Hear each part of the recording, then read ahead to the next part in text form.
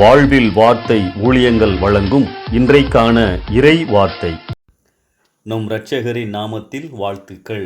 நம் தினசரி வாழ்க்கையில் பல சூழ்நிலைகளில் நமக்கு ஆலோசனைகள், வழிகாட்டுதல்கள் தேவைப்படுகிறது. எப்போதும் என்னோடு ஒருவர் இருந்தால் இன்னும் சிறப்பாக இருக்குமே என்று நாம் நினைக்கும் நேரங்களும் உண்டு.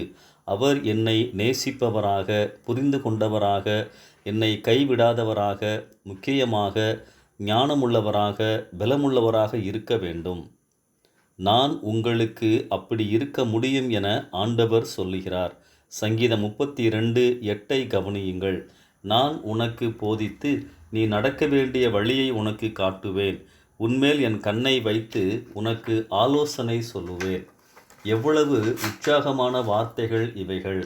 போதிக்கிறார், நடக்க வேண்டிய வழியை காட்டுகிறார், ஆலோசனை கொடுக்கிறார், மட்டுமல்ல என்னோடு நெருக்கமாக இருக்கிறார்.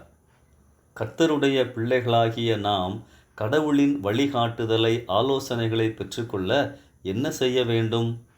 3 ஆலோசனைகளை பகிர்ந்து கொள்ளுகிறேன். முதலாவது, கடவுள் உணர்த்துகின்ற காரியங்களுக்கு கீழ்ப்படிய வேண்டும். ஆண்டவர் என்னை நடத்த வேண்டுமானால் நான் என் வழியை விட்டு அவர் வழியில் நடப்பதற்கு ஆயத்தமாக இருக்க வேண்டும். அவரை நம் வழிக்கு அழைக்கக்கூடாது. இரண்டாவதாக, கடவுளின் வார்த்தைகளை நம்ப வேண்டும், மதிக்க வேண்டும். கடவுளின் வார்த்தைகளை நம்பாமலோ, முக்கியமாக நினைக்காமலோ நாம் கீழ்ப்படிய முடியாது. நம் கீழ்ப்படிதல் நம்பிக்கையின் அடிப்படையில் இருக்க வேண்டும். மூன்றாவதாக, கடவுளை முழுவதுமாக சார்ந்து கொள்ள வேண்டும். கடவுளையும் கவனிக்கிறேன், அவர் சொல்லும் வழியையும் முயற்சிக்கிறேன் என்று அல்ல. கடவுளே நம் ஒரே தேர்ந்தெடுப்பாக இருக்க வேண்டும்.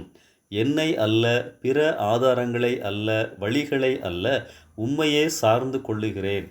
முழுமையான அர்ப்பணிப்பு அவசியமானது. பிரியமானவர்களே, நீதிமொழிகள் 3:5-6 கவனியுங்கள். உன் சுய புத்தியின் மேல் சாயாமல் உன் முழு இருதயத்தோடும் கர்த்தரிடத்தில் நம்பிக்கையாயிருந்து உன் வழிகளிலெல்லாம் அவரை நினைத்துக்கொள். அப்பொழுது அவர் உன் பாதைகளை செவ்வைப்படுத்துவார். ஆண்டவர் நம்மை நம் வாழ்நாள் முழுவதும் அழகாய், அற்புதமாய் நடத்த வல்லவர். நம் முழுமையையும் அவரிடத்தில் இருக்க வேண்டும். இந்த சிந்தனையோடு இந்த நாளை ஆரம்பிப்போம். கர்த்தர் உங்களை ஆசீர்வதிப்பாராக. ஆமென்.